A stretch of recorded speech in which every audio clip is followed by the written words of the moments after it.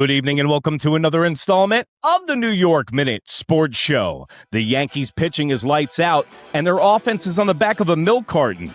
It's New York Minute Sports. It's New York Sports for New York Nuts. Don't forget to like. Don't forget to subscribe. Let's go! It's New York Minute Sports. Well, there you have it, folks. Welcome to another installment of the New York Minute Sports Show. Don't forget to like, don't forget to subscribe, and don't forget to visit the New York Nuts merch store. That's the beautiful blue link underneath the video. Well, the Yankees win 2-0 behind really good pitching from the starters and the bullpen, and behind 2 home runs from Amed Rosario and Spencer Jones, the trade deadline. If anyone tells you they know what's going on, they're absolutely lying to you, okay? It's for clickbait, it's for socials, it's for YouTube, it's for clicks, it's for making money. Nobody knows what's going on. And I think the first domino that's got to fall to start this trade deadline off big time I'm talking about is Skubal. People want to see where he's going to go, how it's going to dictate the market, very similar to free agency. They want to see where Skubal's going to land, and then people are going to start putting their pieces on the chessboard. Now, the Yankees can't do a lot. I think they're going to do mid-level moves, and I think they're going to do a few of them. You know, the names that I've been hearing the most coming out of Yankee land and from all the talking heads is Adley Rutschman from the Baltimore Orioles. Now, let me get this right. In the most hurt team in all of Major League Baseball, you're going to bring in the guy that you literally need to wrap in bubble wrap half the time so he can play half the games in the season. Adley Rutschman gets hurt by his own shadow. He's out all the time. Why are you going to go get another injury headache? Aaron Hicks, Giancarlo Stanton, the list goes on and of guys that we brought here. They're like, hey, he's injury prone, but we can fix him. The whole team's injury prone. So by going to get a catcher with a wrist problem, that's not good. And when a divisional opponent gives you a player or trades you a player, stay away from him, okay? Because remember a guy named Jacoby Ellsbury from the Boston Red Sox who they let walk? And we picked him up. There's a reason that the Baltimore Orioles want to get rid of this guy is because he can't stay healthy for more than 4 days. So what? Are we going to trade for him just to keep company of Giancarlo Stanton at the rehab center? I mean, come on. Then everybody's talking about the catcher from the Colorado Rockies. I say no. His defense isn't there. You want another guy that hits 30 home runs and strikes out all the time? His versatility is good. He can play right field and pick up first base occasionally. But you know what?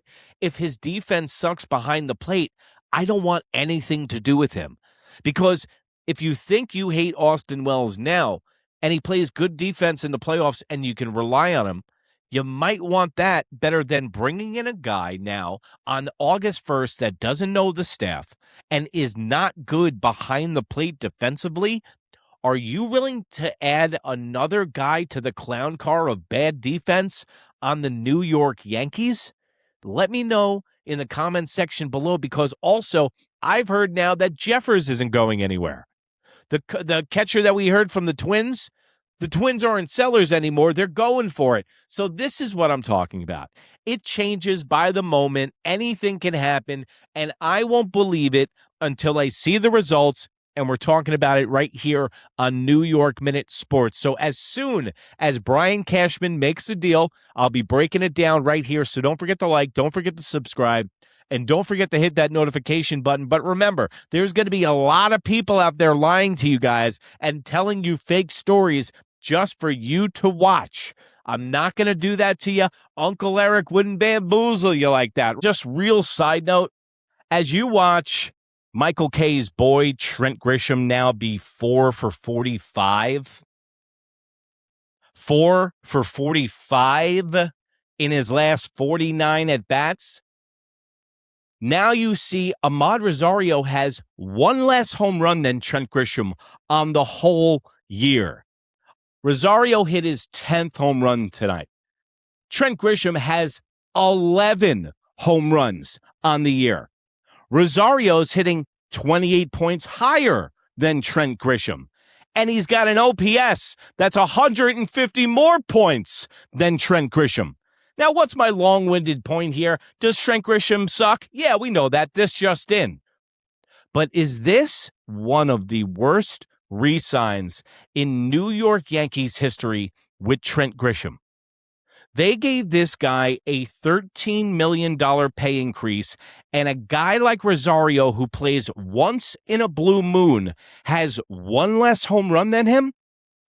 This is why I feel like I'm taking crazy pills. This is why I feel like I'm an episode of Black Mirror, because since April 15th, I've been screaming from the mountaintops, and anybody that would listen, and the New York Nuts in the comment section and on this channel were saying this might have been the worst re-sign we've ever seen. Then guys like Mr. Potato Head, Michael K., go to bat for guys like this and stick up for Trent Grisham and say, oh, it's early. What past history did Trent Grisham show before he had the 30-plus home run season last year? Before that point, look at his numbers. Max 5 home runs, max 35 RBIs, hitting 198. The New York Yankees organization picks and chooses when it wants to be an analytical team. They will sit guys after they hit 3 home runs in one game because they don't like the matchup the next day. But yet, they re-signed Trent Grisham on a one streaky year. Now, I've brought this up to nauseam. Trent Grisham completely killed the development of Jason Dominguez. Who was supposed to be our left fielder last year was Jason Dominguez. Then Trent Grisham comes up and has this amazing year. Jason Dominguez goes back down, and it stunts his growth. Not to mention all the injuries and COVID has affected Jason Dominguez's growth. But Trent Grisham's great year last year, instead of the Yankees going, you know what, Trent, thank you, but no thank you. We're going to let you walk. We'll let Spencer Jones and Jason Dominguez play left and center field this year and start it off right now. At least the New York Yankees wouldn't be up Schitt's Creek without a paddle, and they would have a whole year of development under Spencer Jones and Jason Dominguez's belt. But this is why I harp on Trent Grisham so much, is because they refuse to take this guy out of the leadoff spot. And I understand for the first time around the order, that's really what the leadoff spot counts for.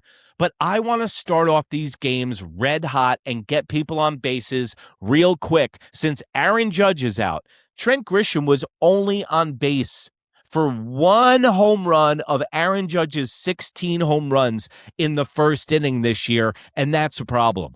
Trent Grisham should be an afterthought on this team in the 9th spot, and that's why I sit there and I scratch my head and go, why is Caballero in the 8th spot in the batting lineup? That's where Trent Grisham belongs, and now after this streak, going 4 for 45 in his last 49 at-bats, somebody has to take the keys away from Trent Grisham for driving home because he needs to be saved from himself.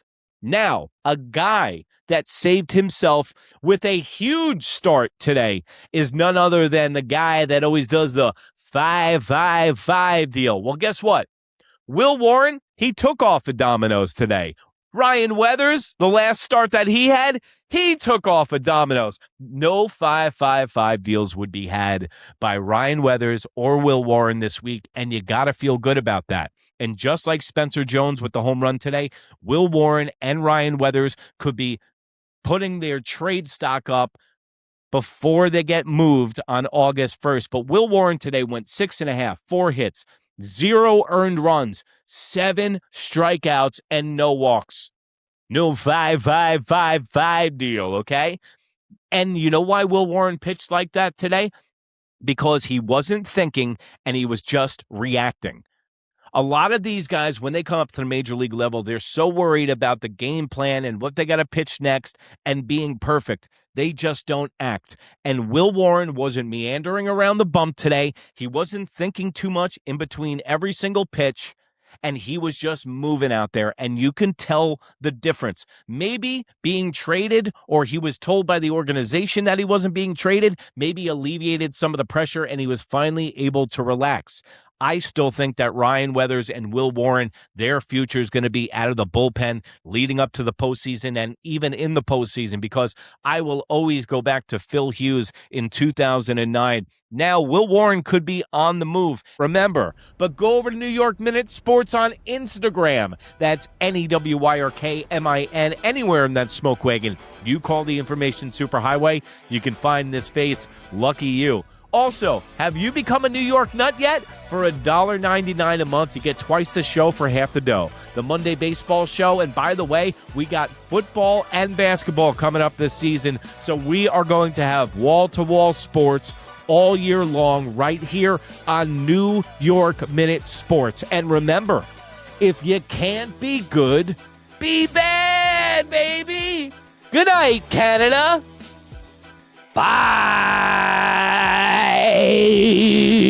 with a McCoy. Yeah, that's your boy. So he said he was goodbye. That's my boy. Said you've been quite boisterous on the broadcast about Jazz Chisholm's performance, and you remember.